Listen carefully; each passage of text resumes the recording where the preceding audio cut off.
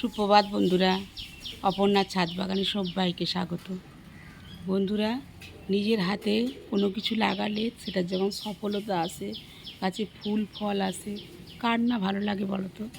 ছাদ বাগানে সাকসেস তো এটাই, সফলতা তো এটাই। গলায় ঠান্ডা লেগেছে, মাঝে মাঝে কফ জড়িয়ে যাচ্ছে, কথা বলতে অসুবিধা হচ্ছে, দুঃখিত।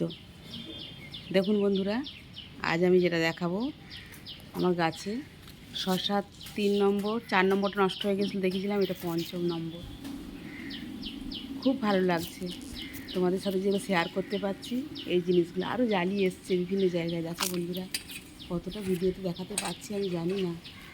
দেখো তোমরা, আরও জ্বালিয়ে এসছে, আরও এক জায়গায় আছে, এখানেও আবার জ্বালিয়ে এসেছে। এই ডোগাটায় দেখো, খেয়াল করে জ্বালিয়ে এসেছে। শশা গাছটা কিন্তু অযত্নেই বড় হয়েছে, খুব একটা যে যত্ন করেছি বলতে পারবো না। যেগুলো যত্ন করেছিলাম, মাচায় তুলেছিলাম, শশা ধরাতে পারিনি, কারণ তখন মাকে নিয়ে ব্যস্ত ছিলাম খুব। একটা সময় যায়, কিছু করার থাকে না তখন আমাদের হাতে।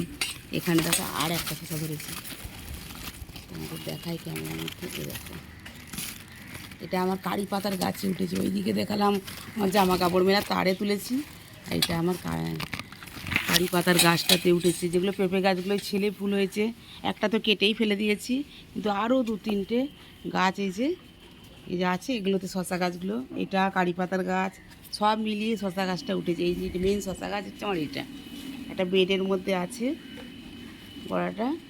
এই শশা গাছটা উঠেছে আমার জামা কাপড় মেলার দড়িতে। দেখো, সেইভাবে শশা গাছটাকে আমি জায়গা দিয়েছি। ভালো লাগলে চ্যানেলটা সাবস্ক্রাইব করার অনুরোধ রইল। সকলে ভালো থেকো, সকলকে অনেক অনেক ধন্যবাদ আমার ভিডিওগুলি দেখার জন্য। সকলে ভালো থেকো বন্ধুরা।